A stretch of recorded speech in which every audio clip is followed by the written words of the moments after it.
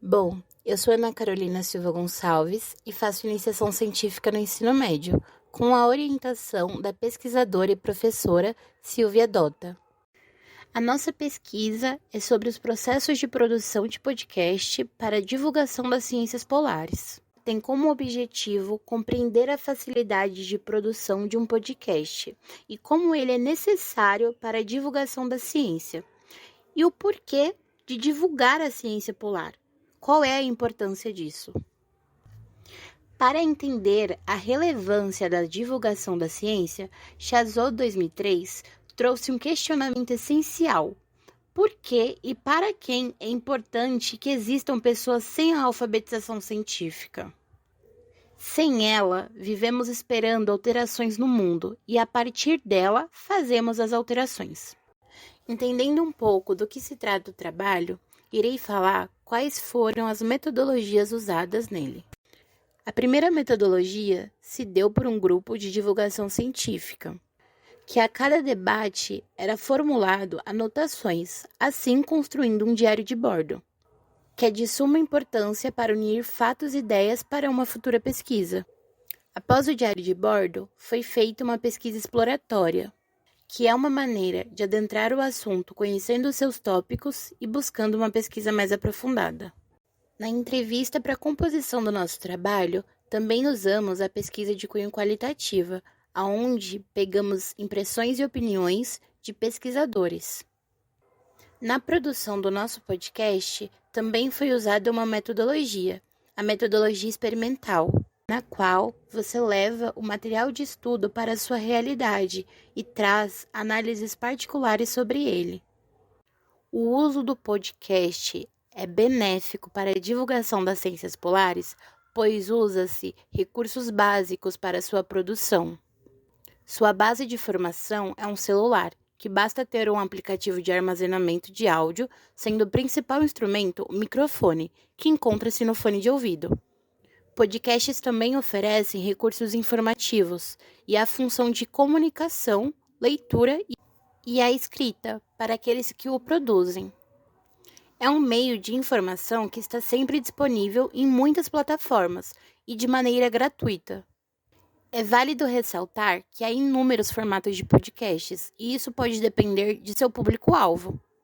Como disse no primeiro slide, a divulgação e a alfabetização científica são caracterizadas para aqueles que querem modificar o mundo à sua volta.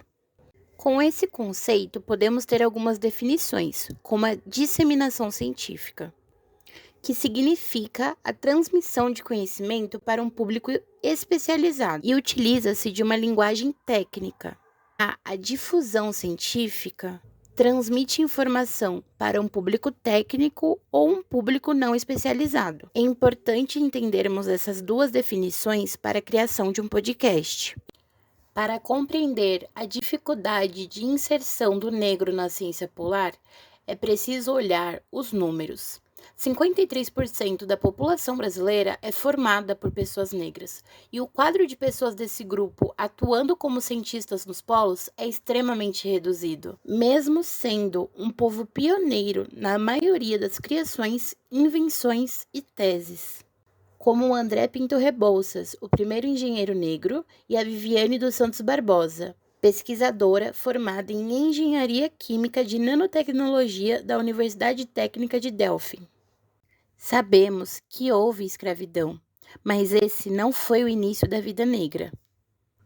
Muitos usavam e usam até hoje esse movimento para intensificar os mecanismos de exclusão de estabelecimentos pelos grupos racialmente dominantes.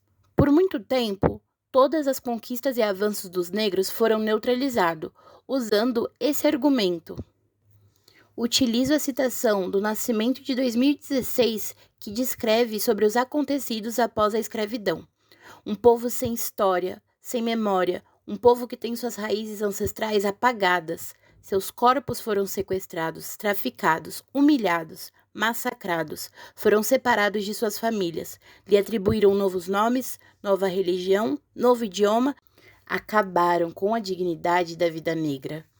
A equidade que deveria ter sido imposta logo após a abolição da escravatura foi esquecida. Mesmo com o passar dos anos, o racismo enraizado na população brasileira dificulta em muito a inserção do negro, tanto na ciência como na ciência polar. No decorrer dessa pesquisa, notamos que aqueles ditados como os principais por fazerem ciência não são pretos, sendo que, segundo o IBGE, 54% da população é negra.